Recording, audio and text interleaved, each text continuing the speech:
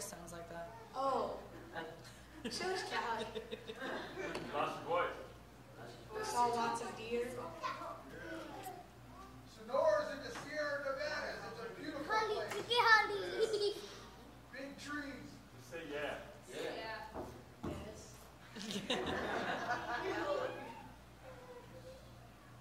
That's the victory circle. What'd you do at the victory circle? Games. We're over here, son. Sure. Holly's trying to get people to do banana stab. Did it? What would you do at the very end of the night before everything went to bed? Take a shower. I hope so.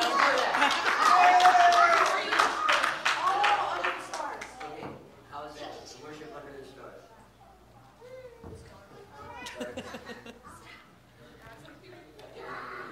Any moments where you just felt Jesus?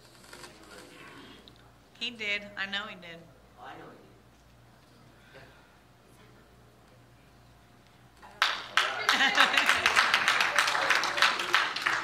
All right, come on, Chatterbox. Come on, Holly. What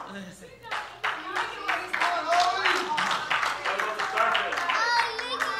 So that is giant real life chess. Wow. They're like that tall, and it's very fun. I lost both times I played.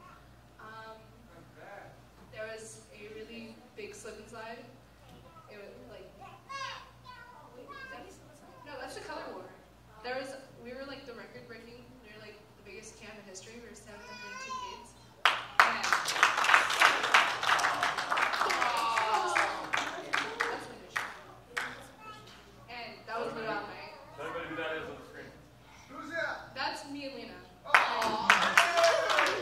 what? What are you doing? It was the Blue Out Night, and it was crazy because they roasted like a whole pig, and I got scared because I was like, I don't want to touch that. But it was good. Get a hold of God? Yeah. Tell him how Jared prayed for the food. Charity Pink's face. Yeah, Jerry Pink's face. That's me, Christian, and well, I can't see. Devin. So technically, Oh, look at that. Look at Holly and Jared. that was me, Jared, and Lena at the photo booth.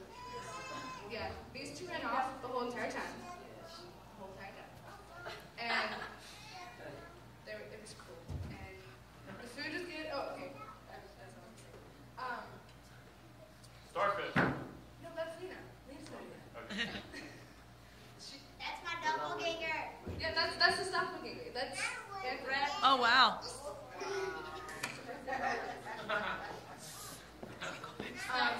All right, come on, how Jared prayed for the food. Okay, so as Callie insisted, he was telling us a story about how he was, like, this one guy prayed for the food and it took him like 20 minutes to pray. And said, like, I bless my brothers in the home and I thank Jesus. And, like, the pastor told him, like, next time just get to the point because we're hungry. And he had Jared pray for the food and he's like, bless the meat, let's eat.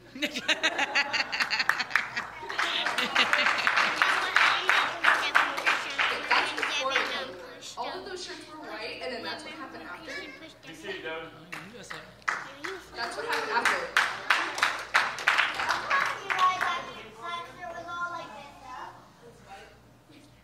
Oh, that's true. That's cool. I also lost every single game I played. I won. Christian won. Yeah. Oh, okay, there's one. Okay, so there was a time when we played pool, and you know how you're not supposed to hit the 8 ball until like the very end, or else you lose? Yeah. They hit it on accident, and it went right to the very end of the pocket, but like it had like not even like that much until the end of like till it was in. And then they hit actually another ball, and it tipped it, and it had like that much space. And they were like, don't hit that pocket. You're gonna die. Like, don't hit it. When did God get a hold of you, Holly? That was gonna be the last part. That's gonna be like epic. There. Your face. So about that face.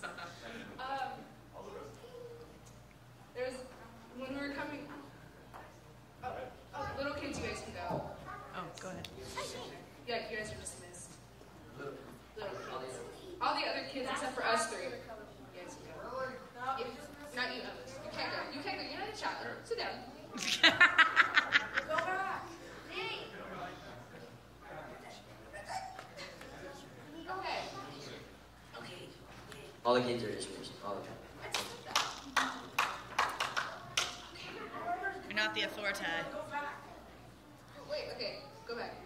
Go back.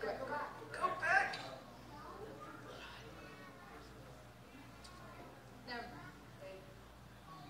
Okay. No, you went too far. Last picture. The last picture is all of us after Yeah. the color war. Have to. And there's one picture that Lena took, like all of our hands are like super red, like they're like as red as a tomato. And it stained for like 2 days. Lena had blue in her face, like right here.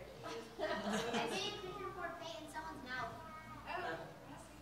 Okay, that's good stuff. So the worship and the word was super awesome. Like it was huge. Like all of these people came together and they were singing and like dancing, and it's just because of Jesus. And it was crazy because before I went to the camp, I was like, wow, I bet you that I'm like the only kid at my school that's going to be praising Jesus. And there's not a lot of other kids that are going to be praising Jesus like I want to. And then I went there, I was like, oh my gosh, there's a bunch of people. There's so many kids. Amen. Report. And it was cool because it was just a lot of people, and I was like, wow, I know I'm not the only one now. And that's just California. And there was some churches from Nevada, Arizona, Idaho, and West California. And like imagine other states who have like this camp, and imagine all of the other kids. There could be like more kids. Wow. And, like combine that, and that's how many kids are praising God. Amen. And it was super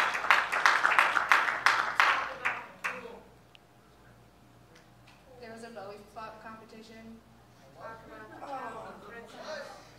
And there was these inflatable suits, and one was a cow, one was a ballerina, and they went down the slip and slide, and then those just rolled all the way down the hill.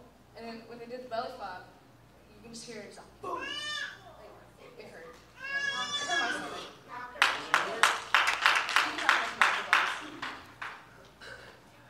Good job, Holly. Going to that camp, that's probably one of the best experiences I've had, like being in church, serving God. It was just so awesome to see these tiny kids just worshiping and praising God. Just so unashamed, just so proud to be there to shout Jesus. And one of the nights I seen, there was like this older kid, because it was junior high and high school. And it was like this big kid. He was like over 6 feet tall. And he was sitting there and he was just crying. And he was smaller than Devin. He walks over to him and he just lays hands on him. And he was just praying for him for the longest time. And then they both stand up together. And this guy's huge. And there's this tiny little guy. And they're just like hugging and crying. And then they just start like worshiping God. And that was so touching to me because these kids are so small but so filled with the Holy Spirit. Because they still have this innocence in them, this joy. Amen. And me and Jared were like, oh my gosh, it feels so good to be here because you can just like really just be yourself and just be a goofball and just be crazy for Jesus, and no one's gonna look at you like, oh my God, what is that lady doing? And yeah, it was so cool. Just the worship, the word, it was so simple for the kids to understand.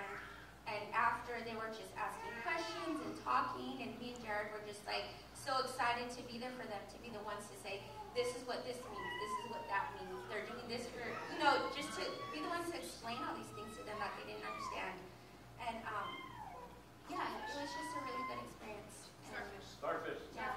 Oh, they told a story about there's these young girls in Indonesia that they rescue. They're like 12, 13, 14-year-old girls that are in sex slavery, and they get rescued and taken into a church, like a safe haven place, and they just serve God. And the last night they had collected an offering for the girls to help, just, I guess, provide for wherever they're like housing them. And the pastor was saying how there's just so, like when he went to Indonesia, that there's just so much hurt and so much pain, and to see all these girls who had worse lives than we would ever live, they've been tortured and beaten and horrible things done to them. And he would say how sometimes you feel like, what can I do? Like, there's too much hurt. How can I fix this? How can I save all these people? I can't. It's just me on my own. But he said, even if it's just one girl, or it's one person, one friend, whoever it is, even just that one, you're helping that one person. And that's making a difference. So he told a story about, there was a little boy walking on a beach, and there had been like a storm, and the tide had pulled in a bunch of tiny baby starfish. And so along the beach, there was just these thousands and thousands of starfish. And so he starts picking up the starfish and throwing them back into the water to try to save them. And there was a man in the back who said, "What are you doing? You can't save them all. There's too many starfish. You might, just leave them. You're wasting your time. There's too many. You can't save them all." And so he just continued to throw them in one by one back into the ocean. And he looked back at the man and he said, "Well, at least I saved that one." And he just kept throwing them back. So it's like, even when you, a good thing to pull out of that is, even, you're speaking to people, you're trying to share God's word, you're trying to give your testimony, you're trying to tell them about God, and it seems like they're not receiving it. You never know when there's going to be that one that is going to just receive it and turn